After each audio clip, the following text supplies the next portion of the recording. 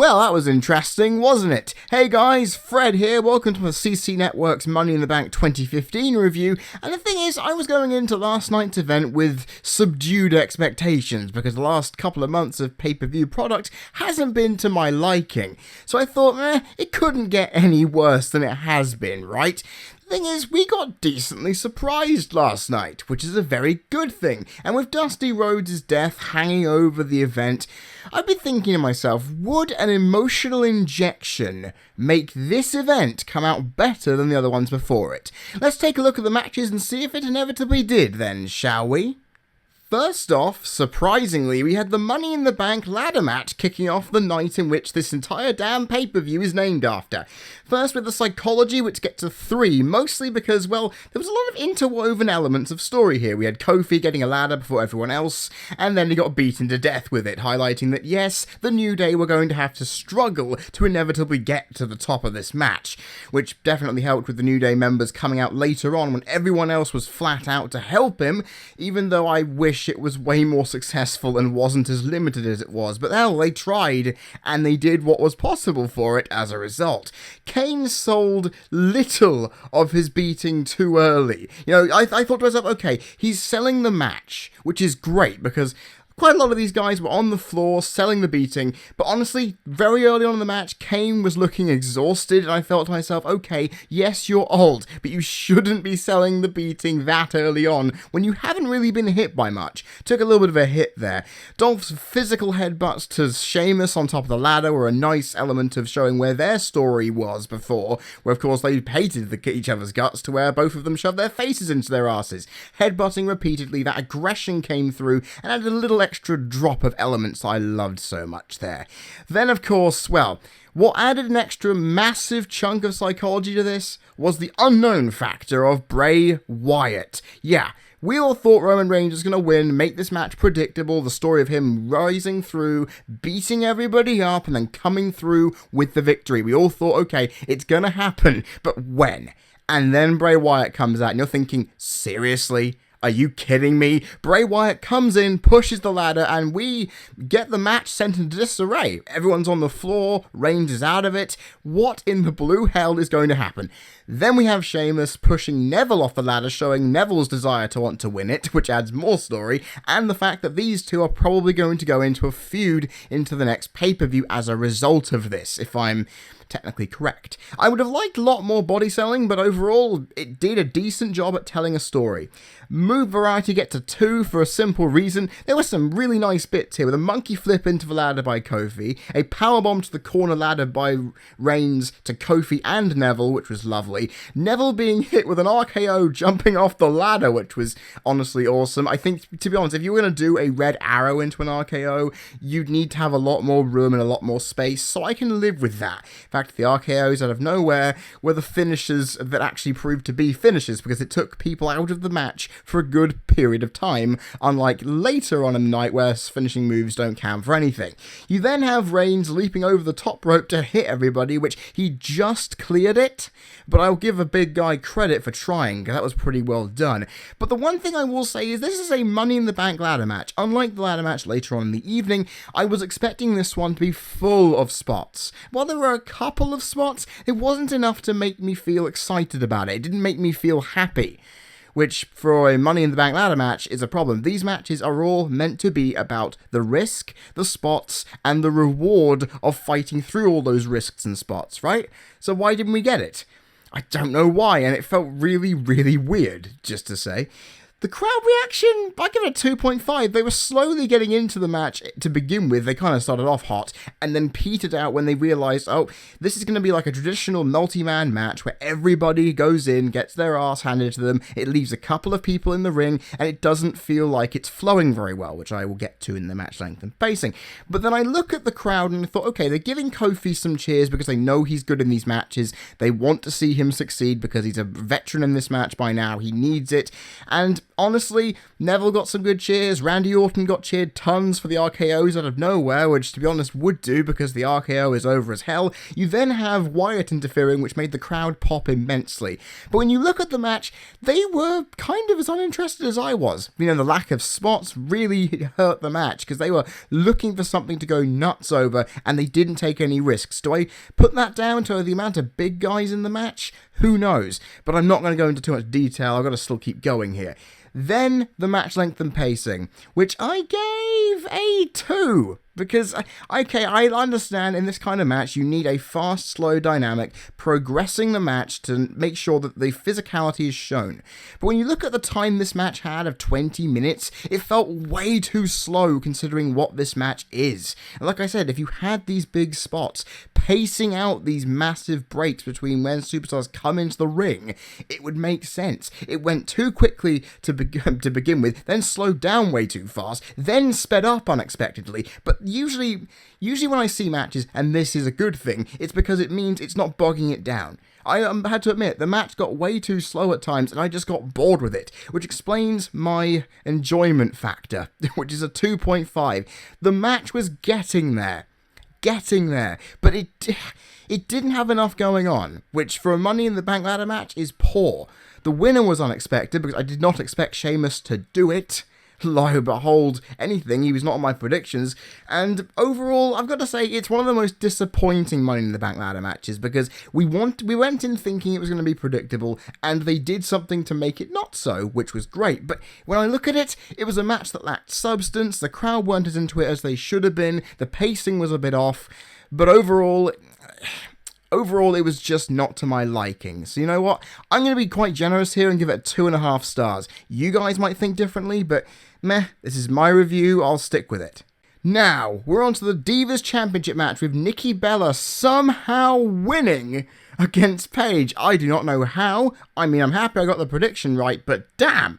Okay. Psychology 2.5. There was a lot of physicality at the beginning. These two wanted to hurt each other and then some. The big hard-hitting moves, which I'll get to in the move variety, made sense explaining this. And I have to like the fact that Nikki used those moves to gain momentum quite fast. She wanted to stop Paige's offense, and bloody well did. You then But later on in the match, Paige was like, you know what, this woman's caused me a lot of pain, I want to stand up to it, I'm just going to beat the crap out of her in the corner and not give a damn what the referee thinks. She really wanted to just beat the crap out of her, didn't care, and it was so fun to watch. And of course, in disregarding the ref, it was just blind fun. And they were selling the beatings these two were giving each other. They were putting hard-hitting moves, very physical moves, a good few amount of submissions in there, wearing each other's body down, selling it.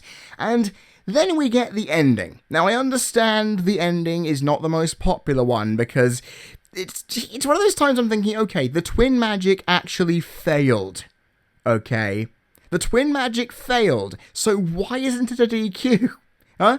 You know, I have to admit, a dusty finish in this scenario would have worked for story, which it does, because Paige won the match, but it got reversed by the referee. Paige then has the match restarted by the referee the referee restarts it without her knowledge, and then she gets pinned. I find, okay, it was a massive, ginormous clusterfuck, which we can understand, because this is what a dusty finish does. It feels overbooked, it's crazy, and things aren't explained, the viewer's left speechless. We go into the next show, where these two are showcased asking a lot of questions. That's what a dusty finish does. And you look at this and think, yeah, it did what it's meant to do, but I overall was feeling I just felt like it was screwing with us.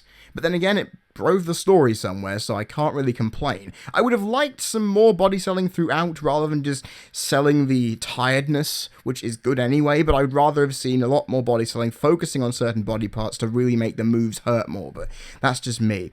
Move variety was a 2.5, and guys, this match impressed me with a few big moves. The electric chair facebuster onto the barricade by Nikki at the beginning. A rebound top rope suplex by Nikki was even better. You then have a modified Regal stretch, which will always get me marking out in my book, and you then have a springboard sidekick from the second rope. Sure, there weren't that many, but seriously, when you see an electric chair facebuster, I mean, come on. That move is always going to get me smiling. So the move variety went quite high for a women's match, which for WWE's standards in their main roster is very, very good indeed. Then we get to the crowd reaction, which was a 1.5, and you know what? The big moves that they were doing kept them in this. The crowd were kind of, lulling in and out, going, let's go Paige every now and again, but I didn't really hear them pop hugely unless those massive moves came in. Although I will say this, the finish helped as well. They popped massively for it and then booed heavily upon the Bellas getting the title back. So overall, the big moves, if they weren't there, the crowd wouldn't have been as into it as they probably would have been by the conclusion, which explains the lower rating than probably I should have given it. A length and pacing now. Ooh. This match went a good 8 minutes, if my calculations are correct. I'm giving it a 2. It had a decent amount of time, it had back and forth momentum shifts, and with that really hard-hitting physical action, it was fast-paced. And while it slowed down towards the end, building some drama, it didn't feel forced either. The only thing is, I wish this match had gone on longer. Because if you think about it, how much free time did they have on this show in between matches? I felt they could have given them at least a couple more minutes, had the referee throw the dusty finisher away a bit, so we inevitably would have gotten Paige to not look completely defenseless in the ending of the match, just to make her look a lot stronger. But we didn't get that, I understand, we're going to have to live with it, and that's that. Then we get to my enjoyment, the big moves in this matchup, and the pacing generally, and the storytelling. It all amalgamated into a nice little package. It wasn't over the top, it didn't try and overdo itself, and these women showed what they could do in a match that had some good, interesting story dynamic, especially considering what Paige was talking about prior to the match, that she wanted to stand up and account the Bellas for what they've done. She did. She just didn't win it. And I thought, you know what? This is the best women's match I've seen on main roster WWE television in quite some time. And to see that the main roster women have done something which has entertained me to the point where I'm literally, even though reacting immensely badly at the finish, thinking, wow, I actually enjoyed it, was a good thing. I mean, it could have had a lot more in it, given more time and more substance, but the story did its job, the pacing did its job, and if the crowd were more into it, I could have been more sympathetic to giving it a much higher mark than this. But you know what? I'm going to give it a 2.25 star. I'm being really generous here, but I really enjoyed this. Now we're on to the Intercontinental Championship match where Big Show won by disqualification by help from The Miz. Yay! Oh god, we're going to get a continuation of this feud. No! Anyway, move variety and psychology both get a 1.5. Now for the psychology, Miz being in this match really helped. Seeing him get involved, be thrown around at ringside, thinking, oh god, he's gonna interfere, adding more story dynamics to this feud is a good thing. Move variety is all on Ryback. I've got to admit, I wasn't expecting him to throw a Fujiwara armbar out there and doing that massive suplex. Now, I know the match wasn't very good for everything else. The crowd was dead. The pace was started off really quick when Ryback tried to end the match early, and then it slowed to a crawl from that point on because Big Show had momentum, which meant Ryback had to slow down, and it became tiresome. It really did. And how long did this get? 6-7 minutes? It really felt like it dragged, despite having some really entertaining, nice little bits. But you see, when you've got nice little entertaining bits with a little bit of psychology, a little bit of move variety, and the rest doesn't add up, the match really doesn't show itself to be that good. Now, I'm going to admit, I'll be kind where this match is due. It had enough to make me retain interest, but not enough to make me say, wow, this was a good match. It still flat out sucked. And the ambiguity of the finish, the DQ, really didn't make Ryback look that credible. I would have liked to have seen him take Big Show to the wire, beat him, and then in the next match, have it comprehensively done. Just to make it comprehend the fact that, yes, Ryback is this big guy, he's put Big Show out to pasture, we don't need him around anymore. We didn't get that. Big Show looked dominant when he really shouldn't have. Just saying, I would have preferred if it ended in the first minute with those meat hook clotheslines and a shell shock, and it would have worked. But it didn't in this way. So I'm going to be a little generous, but I'm going to give it half a star. Just. I could have given it a little bit lower, but with those little extra moves that Ryback showed in his basic move set, You've got to give him some credit with that. Now, John Cena defeated Kevin Owens. Now, I understand a lot of you are annoyed by this finish because it's John Cena winning. And I know you're probably bringing up the examples of Bray Wyatt and Rusev. If you lose to John Cena, you're immediately buried forever. Your momentum's gone. Oh no. Rusev and Wyatt, yes, they got cheap wins over Cena with interference, which made their wins look very poor, and I will admit it was the worst decision they could have done for booking for both of those characters. And inevitably, they both ended up the worse for it. I will admit that. You are correct in stating it. However, indeed, look at how this match ended. Wyatt and Rusev, when they lost to John Cena, they didn't walk out with Cena being helped to the back. That didn't happen when they lost. Not to mention the fact that they didn't beat Cena clean like Owens did first. Remember what I said in, I believe, either my predictions video or my review to the last event? That this is the antithesis of what a John Cena feud is. Where you've got Cena going into the match already a loss down clean. It doesn't happen often, and sure, him getting the win may seem formulaic and basic, but it does mean with how this match ended, we're going to get something good out of it. We're going to get another match. I don't know where it's going to happen, but it's going to be physical, intense, it's going to draw us together and make us mark out at the intense chemistry that these two have together. Owens was the one walking out. Owens was the one who made this, in the end, look good for him. He may have lost by the skin of his teeth, which he did, and he still came out looking amazing. So, that's all I'm going to say on that. I need to get into the analysis, but that rant is to all you haters out there, including the Lexman, who, even with the match being incredible, it had to sour you.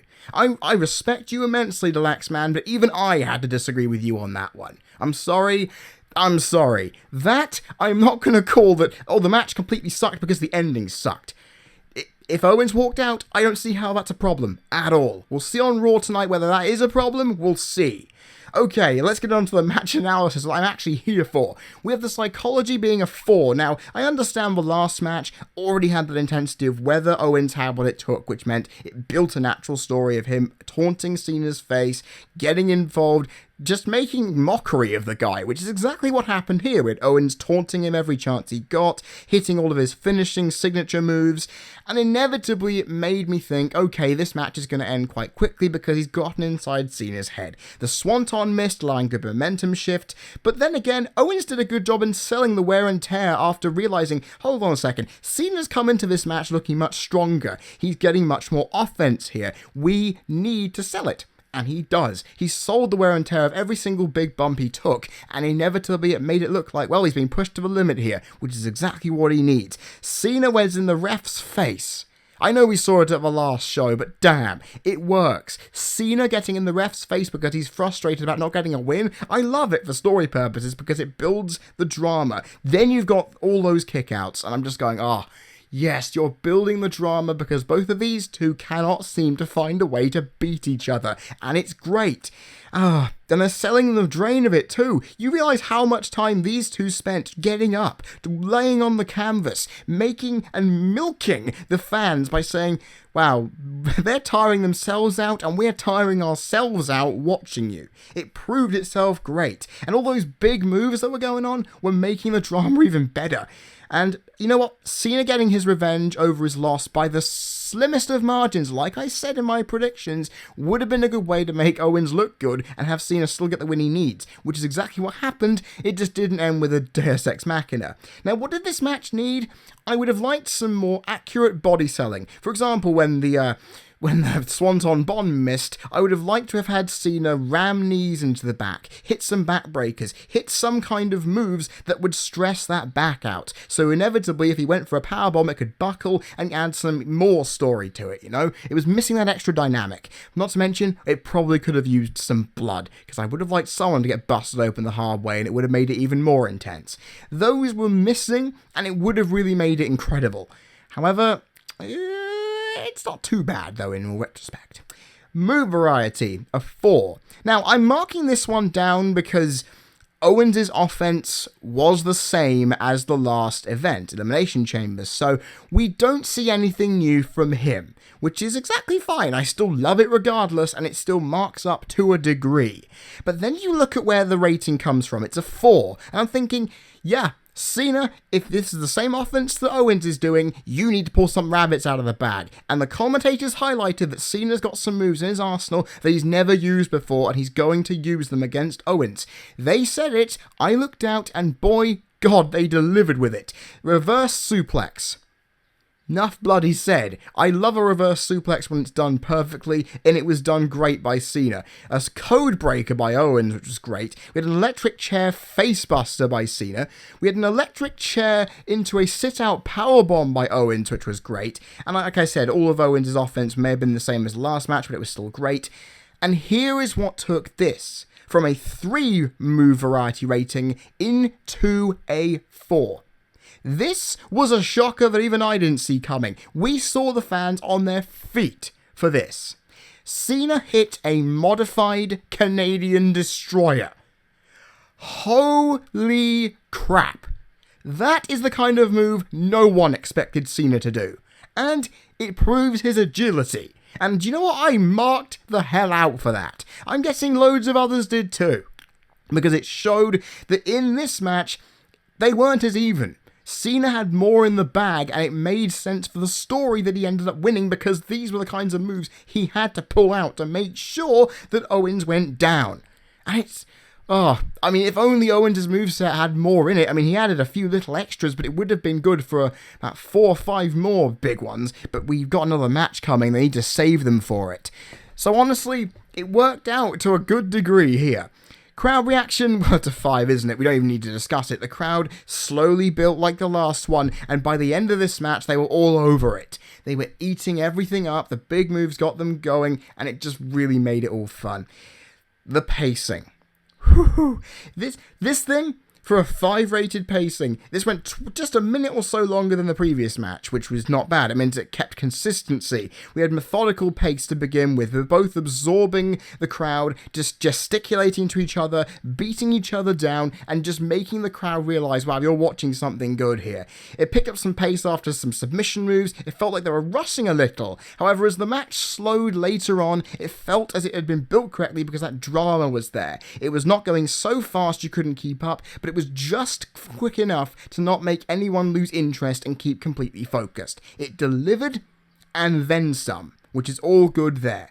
Then, to my enjoyment, it's a 5.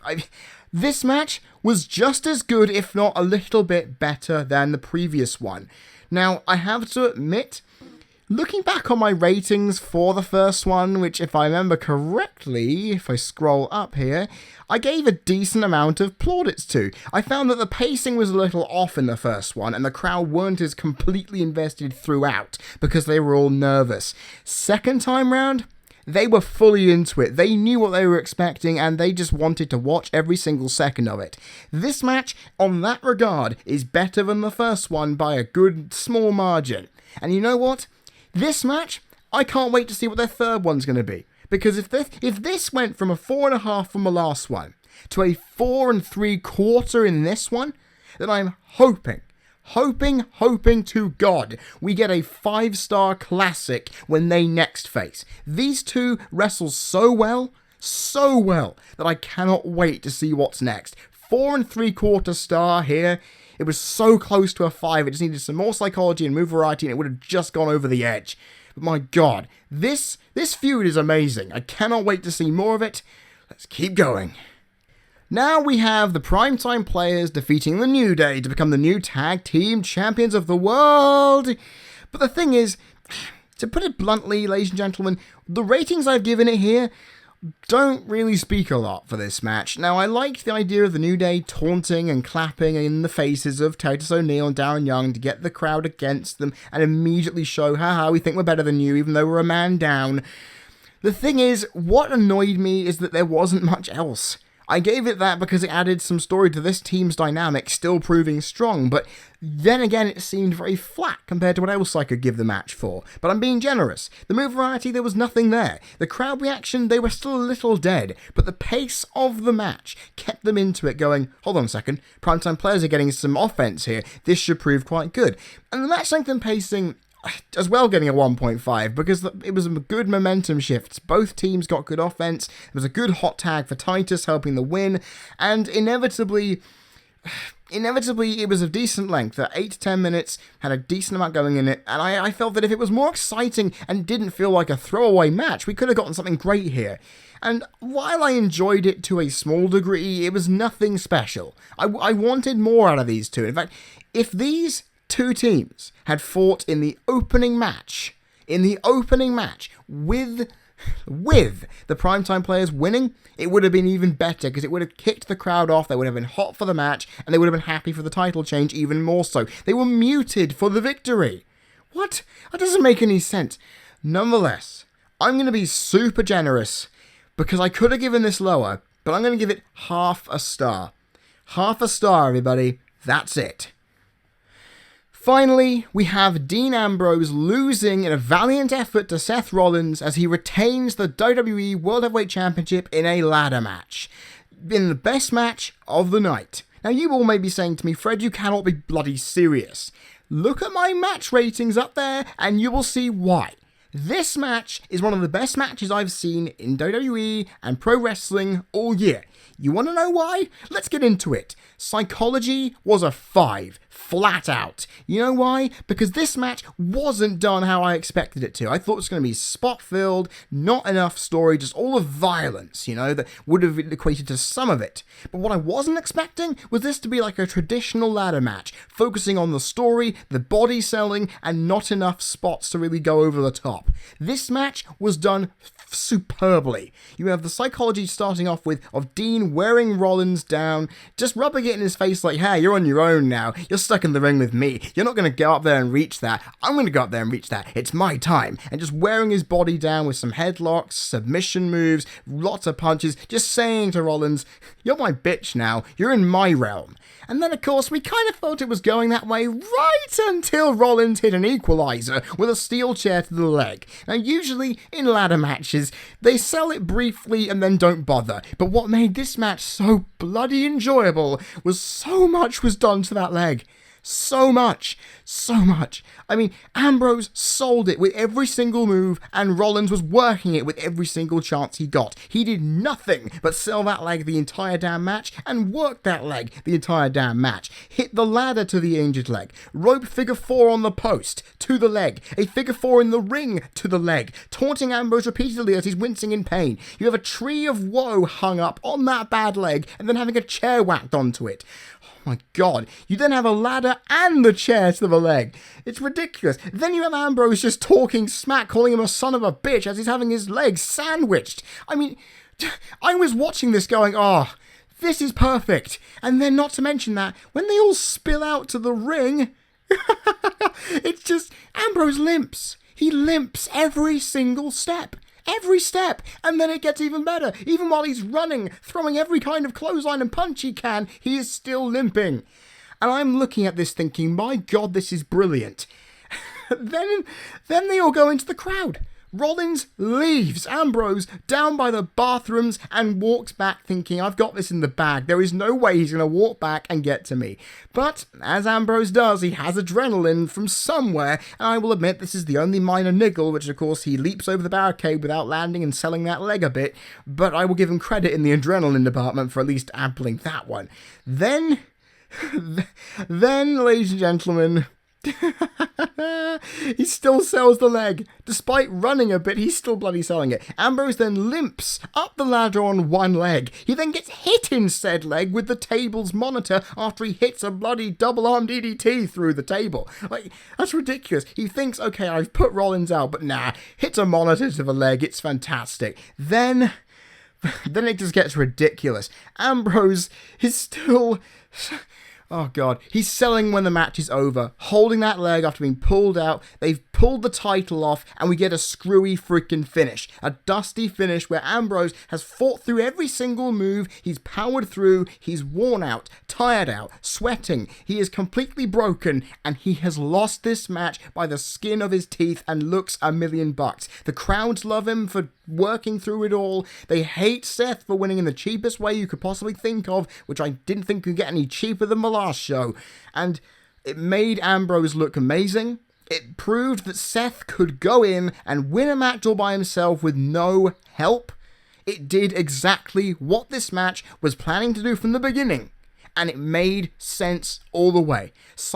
That is how you psychologically do a match to me. You tell the story of the match exactly how it's meant to by throwing in all this stuff into it. Oh, it's brilliant. Now to the move variety. A 5. Now I understand, why am I calling all of Ambrose's hits with the ladder and all the stuff that Rollins did? The reason why I love it is because, well, we didn't get any of that really in the Money in the Bank ladder match. We didn't get to see people's body parts being worn down by smacking ladders into it, and TV monitors, and the double arm DDT of Dirty Deeds through the Spanish announce table. It's all good. We saw a nice butterfly double underhook suplex by Ambrose onto the ladder, a bionic elbow from the top of a ladder, in tribute to Dusty Rhodes. The rope figure 4, again, to the leg, was all good. The middle rope this is quite an interesting one. Ambrose gets Seth on the top rope, on his nuts. He then jumps off the second rope and hits a massive clothesline. It's fantastic stuff. Cannot go wrong. And like I said, every weapon that Rollins uses, it works on the leg. I cannot go wrong. A back body drop onto the table apron ladder. Sure, it looked a little sloppy, but it's still cool to see. You then have... Oh, wow. You then have Dean being thrown head first into this apron table ladder, which made me think, wow, if he didn't suffer a concussion from that, I'm wondering how he has done. You then have all those barricade powerbombers, which look so sickening. And then you have a sit-out powerbomb onto the chairs and ladders pile on the outside. Like, the moves were bigger than I expected, but they didn't detract from the psychology, and that's what makes it so amazing. Not one spot dwarfed the story. Not one spot with these moves dwarfed over what this match was trying to tell me, and I loved that. Crowd reaction? Well, it was a 4.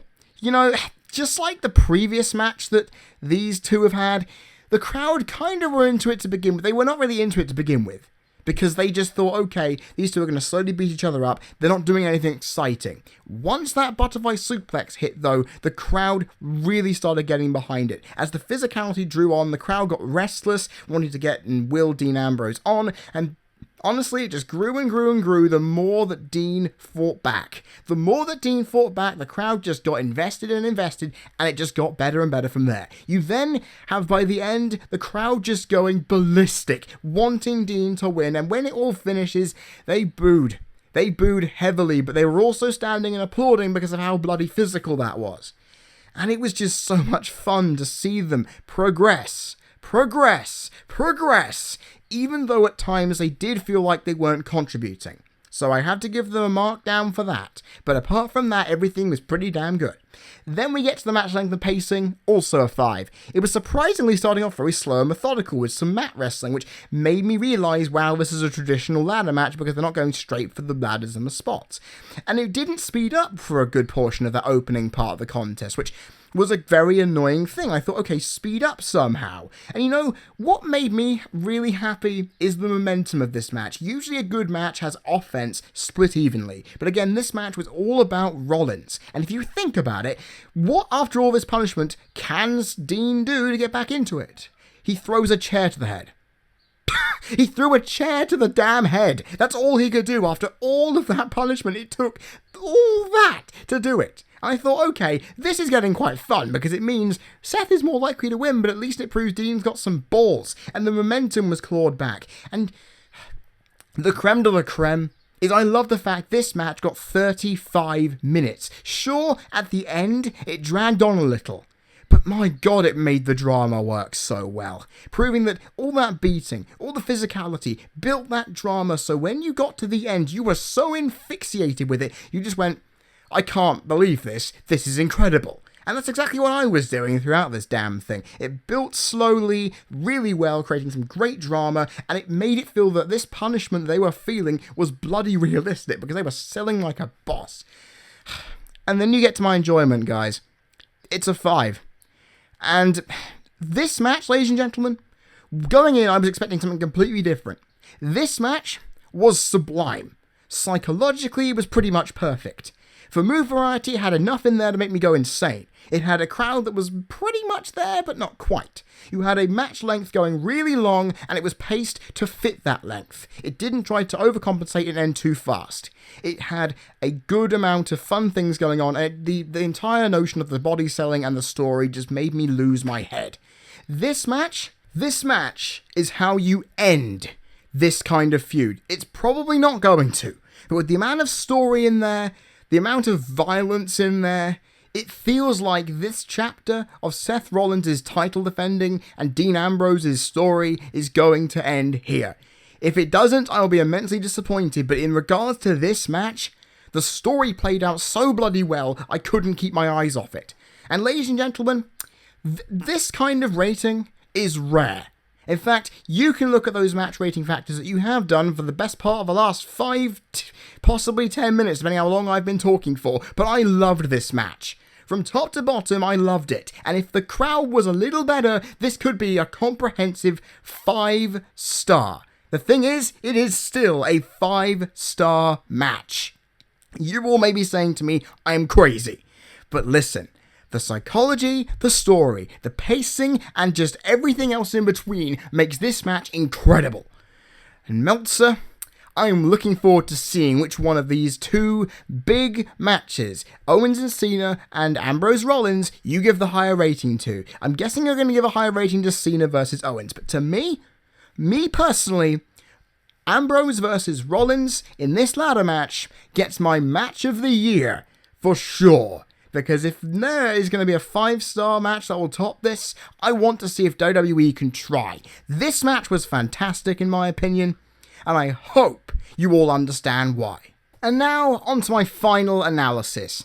This pay-per-view exceeded all of my expectations. No doubts about it. When you have 2 matches in the main event spectrum that deliver so well that it makes me think, well, at least they can still put on great matches for us, is a great thing. The fact that we got 1 at the last pay-per-view was good. The fact that we got a 5-star, in my opinion, out of this, in the modern day WWE, which means at the moment, by the looks of it, I've had 2 5-star matches in the last 2 years, is a bona fide good thing for the quality of the in-ring wrestling of this product. However, when you look at the rest of this card, it doesn't really stand up for itself well. The Money in the Bank title match should have been better than it was. The women's match was a lot better than I expected it to be, but could have had more time to develop. The 2 tag title and IC title matches could have had a lot more, but they were let down by where they were placed in the card and who was in it. And you know, they're the only 2 bad things about this show. I mean, you've got a 5-star, a 4 3/4, which both of those alone takes this above the higher echelons of the average rating. You know, 5 out of 10 is my usual average. Both of those take it above it instantaneously. You then have to look at where the rest of the card is. A 2.5, a 2 1/4, and then 2 half-star matches. It's not the best card you're ever going to see. But when it's top-heavy, with 2 brilliant matches, and then 2 sorta average matches, it kind of plays out relatively well, if I was to say so myself. And you see, I haven't given a pay-per-view, a special event, or whatever you call it, because some of you were calling me out on this. No event outside of WrestleMania this year has gotten over a 5 out of 10. Until now. Ladies and gentlemen, Money in the Bank has fully regained my trust in it. And you know what? This is a great build going into Battleground, because now I'm psyched, and now I'm looking forward to it even more, thinking, come on WWE, keep this consistency up, make your big matches count, and make it all work. And you know what? All the Dusty finishes, all these big match results, and the big matches going out with everybody doing their best for Dusty was a great tribute to him. Did that injection of emotion help this pay-per-view? Oh yes, it did. And you know what? Overall, ladies and gentlemen, Money in the Bank 2015 gets a very solid, very respectable, but not the best rating it could ever get, a 6.75 out of 10.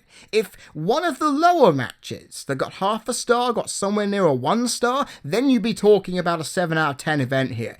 This match had 2 fantastic matches, 2 mediocre matches, and 2 awful ones. It balances out quite nicely, and inevitably it's above average, but almost into good territory there. WWE, bring on the next one, I cannot wait. Well guys, that's it. Money in the Bank review is done. I'm sorry it's gone pretty much 40 minutes again. I've tried to limit the length of these, but with these 2 big quality matches going on today, I just had to go overboard in explaining myself, because I know some of you may doubt my credibility in analysing these things, so I might as well have done it for your sake. Anyway, what did you all think of the event? Did you think it was as good as how I've rated it? Do you have some criticisms you'd like to throw out? Put them in the comment section below, I'd love to hear what you guys think. And also, if you like what you've heard from me and you want to see some more, a like and a subscribe would be greatly appreciated. And in fact, if you want to see some more stuff from the CC Network, I have more than just wrestling. I have video game playthroughs, animation reviews, all kinds of stuff. And going into the summer, it's just going to get even better from there. Let's just hope the same thing happens with WWE, because if they keep on a good trail with this pay-per-view as the starting block, it could be amazing. Guys, I have been Freddie Thomas, you've been people listening, this has been the CC Network's Money in the Bank 2015 review, and I'll see you for the next review in 5 weeks for Battleground. Cheers, see you next time.